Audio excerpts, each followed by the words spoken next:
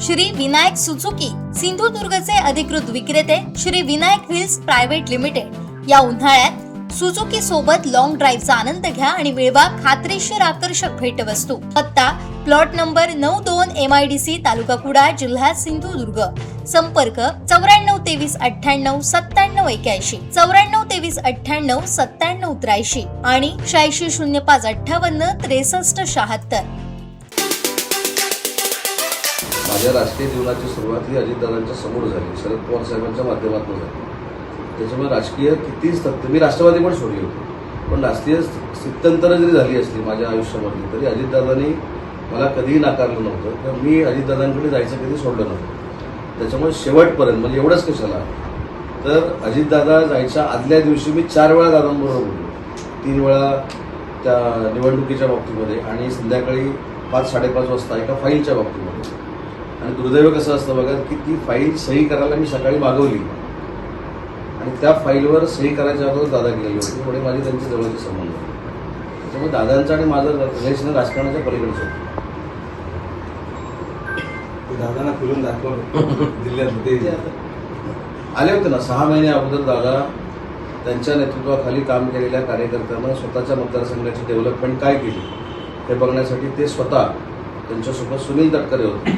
आणि हे येऊन शिवसृष्टी असेल आमचं 3D मल्टीमीडिया शोचं उद्घाटन तर दादानीच केलं, तारांगण बघितलं आणि त्याच्यानंतर त्यांनी मला 100% सकारात्मक रिमार्क दिला की एवढ्या दिवसामध्ये अशी डेव्हलपमेंट कशी काय होऊ शकते. अजून माझ्याकडे एक अद्भुत आश्चर्य असं आहे की 3 वर्षापूर्वी मी काही ऑटोमेटिव्ह कंपन्या ज्या आहेत त्यांच्या मालकांना फोन करायचो आणि त्यांना विचारायचो की ऑटोमेटिव्ह भंगार आहे का तुमच्याकडे.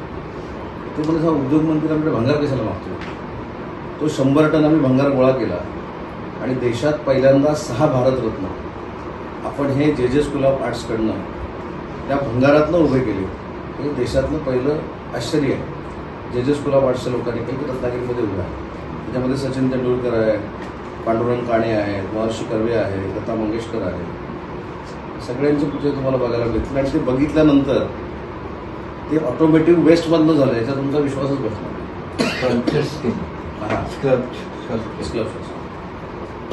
असं काय काय केलंय तुम्ही पण या बघायला.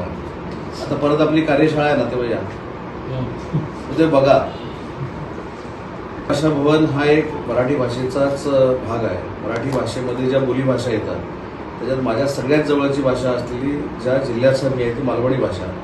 आणि म्हणून निलेशजी राणे असतील, नितेशजी राणे असतील यांनी मराठी भाषेच्या या बोलीभाषेचं भवन व्हावं अशा पद्धतीची मागणी केली होती. आणि म्हणून निलेशजींच्या नेतृत्वाखाली मालवण कुडाळ परिसरामध्ये किंवा ओरसमध्ये आम्ही मालवणी भवन उभं करतोय. हे मालवणी भवन जरी असलं तरी याच्यावर दशावतारावर रिसर्च होईल, आपल्या साहित्यावर रिसर्च होईल आणि बाकी महाराष्ट्रामधल्या ज्या बोलीभाषा आहेत त्याच्यावर देखील रिसर्च होईल. ते नुसतं भाषा भवन नसेल तर ते रिसर्च सेंटर असेल. त्यामध्ये मराठीतनंच बोललं पाहिजे. महाराष्ट्रात जो IAS ऑफिसर येतो परराज्यात तो देखील मराठीची परीक्षा देऊन मराठी बोलतो. त्याच्यामुळे या अधिकाऱ्यांना देखील मराठी बोललंच पाहिजे. जो महाराष्ट्रामध्ये राहतो त्याला मराठी आली पाहिजे आणि ती येण्यासाठी कोणाच्या तिथे जाऊन कानपाडीत मारायची, मारहाण करायची ही त्याला पद्धत नाही. मगाशी ज्याचा आपण उल्लेख केला की मराठी भाषा विभाग आणि परिवहन विभाग जे अमराठी ड्रायव्हर्सना, रिक्षा चालकांना किंवा चालकांना मराठी शिकवण्याचा उपक्रम आम्ही राबवलेला आहे. तो महाराष्ट्रातला देशातला पहिला. तुमच्या साक्षीनं सांगतो की त्याचा साक्षीदार मी आहे. मी त्यावेळी हायर एज्युकेशन, टेक्निकल एज्युकेशन मंत्री होतो. त्यावेळी डॉक्टर माशेलकरांची समिती निर्माण झाली आणि त्या समितीनं अशी शिफारस केली होती की मराठी भाषा ही सक्तीची असली पाहिजे. पण त्याच्यामध्ये तत्कालीन मुख्यमंत्र्यांनी आणि त्यावेळेच्या काही UBTचे जे समितीमध्ये उपनेते होते त्यांनी मराठीबरोबर 1ली ते 12वी हिंदी देखील सक्तीची केली पाहिजे हा कायदा त्याच्यामध्ये आणला. त्याचा साक्षीदार मी आहे. आढाळीचा रेकॉर्डवर घ्या. जर चुकीचं झालं असेल तर जेलमध्ये पाठवणार. त्याच्यात प्राथमिक काय असेल, ज्यानं फालतुगिरी केली असेल, ज्यानं सरकारचा महसूल डुबवला असेल त्याच्यावर FIR दाखल होणार. पण साहेब आता एक गोष्ट आहे, काही गोष्टी माहिती असतात, काही गोष्टी माहिती नसतात. आता माहिती असतानाही झालं ना अधिकारी सस्पेंड होतील. सध्या ते प्राथमिक चौकशी सुरू आहे ना. जॉईंट CEO चौकशी करतात त्याची.